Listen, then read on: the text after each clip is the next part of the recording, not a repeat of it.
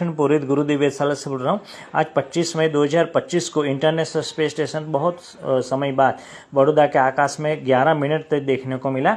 आज रात्रि में 10:49 को वो उत्तर पश्चिम से निकलकर बराबर ठीक सर के ऊपर से जाता, लगभग सर के ऊपर से जेनिथ से गुजरता हुआ 10:58 को वो दक्षिण पश्चिम में अस्त हुआ। वो आप देख सकते हैं।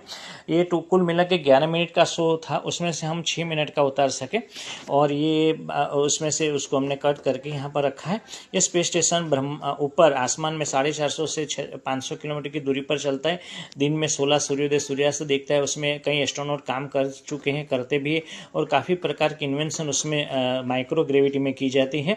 और कल्पना चावला, सुनीता विलियम्स इत्यादि जो वहाँ पर गए थे वो यही स्पेस स्टेशन है, ये हमें यहाँ पर देखने को मिल रहा है। आने वाले समय में हम फिर से एक बार प्रस्तुत करेंगे स्पेस स्टेशन कब बड़ौदा और आसपास के क्षेत्रों में दिखाया जाएगा। सर्वभवन्तु सुखिनः सर्वे सन्तु निरामया।